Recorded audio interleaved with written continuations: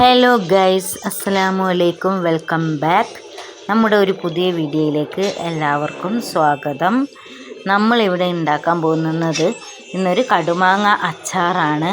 അപ്പോൾ ഞങ്ങളുടെ വീട്ടിലുള്ളത് മൂവാണ്ടൻ മാങ്ങയാണ്. അപ്പോൾ മൂവാണ്ടൻ മാങ്ങയുടെ കണ്ണിമാങ്ങ പരുവത്തിൽ ഞാൻ ഇട്ട് വെച്ചതാണ് ഇത് നല്ലവണ്ണം ചുങ്ങിയിട്ട് വന്നിരുന്നു. അപ്പോൾ ഞങ്ങളത് സ്ലൈസാക്കി വെച്ച് അതൊന്നും ഈ വീഡിയോയിൽ കാണിച്ചിട്ടില്ല. നല്ല ടേസ്റ്റിയായ കടുമാങ്ങ അച്ചാർ ഇടാൻ വേണ്ടിയിട്ട് നമുക്ക് ആവശ്യമായ ഇൻഗ്രീഡിയൻസ് എന്ന് പറഞ്ഞു കഴിഞ്ഞാൽ കടുക്, നല്ലെണ്ണ, കായം, മുളക് പൊടി എന്നിവയാണ്. ആദ്യം തന്നെ നമ്മൾ കായം ഒരു ലേശം നല്ലെണ്ണ ഒഴിച്ച് വറുത്തെടുത്ത് അത് പൊടിക്കുന്ന ജാറിലിട്ട് പൊടിക്കുക. എന്നിട്ട് പിന്നെ കടുകും അതുപോലെ തന്നെ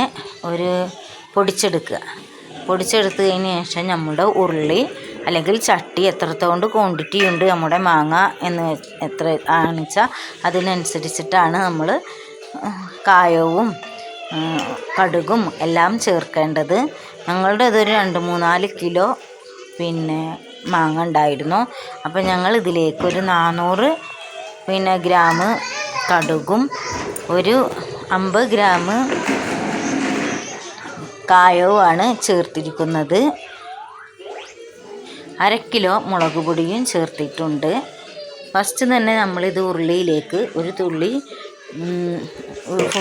നമ്മളുടെ 1 കിലോ നല്ലെണ്ണയാണ് ഇതിലേക്ക് ഉരുളിയിലേക്ക് ഒഴിക്കേണ്ടത്. നല്ലെണ്ണ ഉരുളിയിലേക്ക് ഒഴിച്ച് കഴിഞ്ഞിട്ട് അതിലേക്ക് നമ്മുടെ കായംപൊടി ഇടുക, അതുപോലെ മുളക് പൊടി, കടുക് എന്നിവ ഇട്ടിട്ട് നല്ലവണ്ണം മിക്സാക്കിയതിന് ശേഷം നമ്മളുടെ കണ്ണിമാങ്ങ, അരിഞ്ഞു വെച്ച കണ്ണിമാങ്ങ അതിലേക്ക് ഇട്ട് കൊടുക്കുക. 1 കിലോ നല്ലെണ്ണയാണ് ഞാൻ ഒഴിച്ചത്. അല്ലാതെ ഇതിൽ ഞാൻ ഉപ്പിലിട്ട് വെച്ച വെള്ളം മാത്രമാണ് ഇതിൽ ചേർത്തിട്ടുള്ളൂ. അല്ലാതെ ഇതിൽ വേറെ ഒരു വെള്ളവും ചേർത്തിട്ടില്ല. ഇത്രയും കുറഞ്ഞ ഇൻഗ്രീഡിയൻസ് കൊണ്ട് നമുക്ക് നല്ല രുചിയുള്ള അടിപൊളി മാങ്ങ പിക്കിൾ ഉണ്ടാക്കാം, കടുമാങ്ങ പിക്കിൾ ഉണ്ടാക്കാം. ഈ റെസിപ്പി എല്ലാവരും ഒന്നും ട്രൈ ചെയ്ത് നോക്കുക. ഇത് നമുക്ക് എത്ര കാലം നമ്മൾ വെച്ചാലും ഇത് കേടുവരില്ല. നല്ല ടേസ്റ്റുള്ള ഒരു പിക്കിളിൻ്റെ റെസിപ്പിയാണ് ഇത്. അപ്പോൾ എല്ലാവരും ഒന്ന് പരീക്ഷിച്ച് നോക്കുക. മസ്റ്റായിട്ടും ട്രൈ ചെയ്ത് നോക്കണം. അത്രയും ടേസ്റ്റുള്ളൊരു കടുമാങ്ങ പിക്കിൾ അച്ചാറാണ് ഇത്. അപ്പോൾ എൻ്റെ വീഡിയോ ഇഷ്ടപ്പെടുകയാണെങ്കിൽ എല്ലാവരും ലൈക്ക് ചെയ്യുക, ഷെയർ ചെയ്യുക, സബ്സ്ക്രൈബ് ചെയ്യുക. അപ്പോൾ മറ്റൊരു വീഡിയോ ആയിട്ട് കാണുന്നത് വരെ എല്ലാവർക്കും ഗുഡ് ബൈ.